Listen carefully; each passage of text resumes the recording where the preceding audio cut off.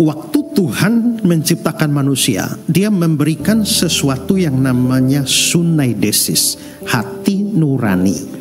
Nah, hati nurani itu sun bersama, desis berbicara. Sunaidesis artinya berbicara bersama-sama. Jadi hati nurani itu adalah semacam suatu monitor yang Tuhan taruh di dalam diri kita, sehingga dia mewakili Tuhan berbicara kepada kita. Nah, itulah sebabnya kenapa kita berbuat ini, berbuat itu. Kita seperti ada suara di hati kita seperti ini. Dan itu yang suara hati nurani itu yang membuat kita seringkali maju mundur.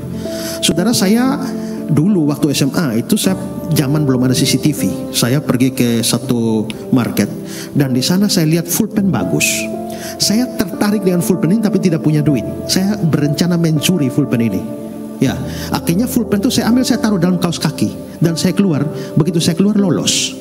Tapi sampai di luar saya bilang begini, ada satu suara bilang, dasar kau mencuri itu, ayo balik, masuk kembali, simpan kembali. Akhirnya saya masuk ke dalam lagi, lolos lagi, saya kembalikan. Habis kembalikan, saya keluar, satu suara bilang, bodoh sekali kau, sudah dapat kau ini, ayo ambil kembali lagi, saya ambil lagi dan keluar, lolos lagi. Begitu lolos lagi, dia bilang, masukkan kembali, seperti itu. Saya masuk lagi dan kembalikan terus beberapa kali. Itu apa itu? Hati nurani. Tapi apakah hati nurani bisa jadi standar sekarang? Tidak bisa. Kenapa? Karena hati nurani sudah dicemari oleh dosa. Ya, hati nurani sudah dicemari oleh dosa. Sekarang orang sering bilang begini, ya kalau sejahtera lakukan, kalau nggak sejahtera jangan lakukan. Berarti dia menjadikan sejahtera itu menjadi dasar.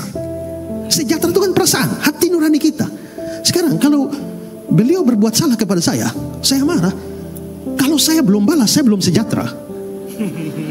Ya, padahal sebenarnya yang benar adalah jangan balas. Begitu selesai saya balas, sejahtera. Berarti sudah ada yang korup di dalam hati nurani saya. Maka hati nurani bisa salah. Kalau begitu bagaimana bisa membedakan antara hati nurani, pikiran kita dengan suara Tuhan? Suara Tuhan itu firman Tuhan. Firman Tuhan tidak terlepas dari Alkitab sebagai firman Tuhan. Kalau begitu, seperti apapun pikiran kita dan suara hati kita, maka kita harus cross check dengan Alkitab. Kalau dia sejalan dengan Alkitab, maka itu suara dari Tuhan. Tapi kalau dia bertentangan dengan Alkitab, maka itu sesuatu yang sudah korup, yang harusnya kita lebih ikut kepada Alkitab daripada kepada perasaan yang subjektif. Ya, saudara-saudara yang terkasih, salah satu kerinduan saya itu adalah bahwa banyak orang Kristen dilengkapi dengan pengajaran yang benar. Sekarang ini kita melihat bahwa ada begitu banyak orang menyerang iman Kristen, dan banyak orang Kristen tidak siap untuk mempertanggungjawabkan imannya karena pada dasarnya mereka tidak cukup dibekali dengan pengajaran iman Kristen yang kuat. Nah, itu beban saya. Dan berita baik buat saudara-saudara yang tinggal di Jakarta dan sekitarnya, mulai 7 September saya akan mengadakan kelas pengajaran Revival Bible Community di Jakarta setiap hari Sabtu. Saudara yang tinggal di Jakarta, saudara boleh hadir dan mengambil bagian dalam session-session pelajaran tersebut mulai 7 September 2024, dan itu akan dilaksanakan di Good Morning Cafe, Taman Palam Lestari, Blok B 18 nomor 19, Cengkareng, Jakarta Barat, mulai jam 5 sore sampai jam setengah 7 malam ya. Dan saudara bisa mendapat informasi dengan melihat nomor-nomor yang tertera di bawah ini, kontak person di sana.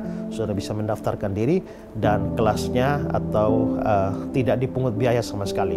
Setiap hari Sabtu mulai 7 September yang akan datang. Sampai jumpa dengan saya, Pendeta Ezra Soro. Tuhan memberkati.